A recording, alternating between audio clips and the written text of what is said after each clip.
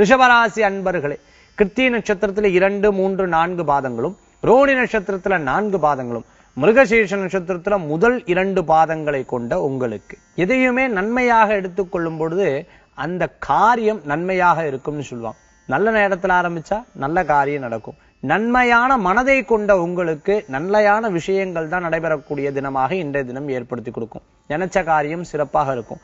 சில பேருக்கு கனவுகள் கண்டது, வெகு நாளுக்கு முன்னாடி கனவுகள் கண்டதெல்லாம் நடக்கக்கூடிய வாய்ப்புகள் இருக்கும். ஒரு இடத்துக்கு போகும்போது இது ஏற்கனவே நம்ம போயிருக்கோமா அப்படிங்கிற சிந்தனைகள் தோன்றும்.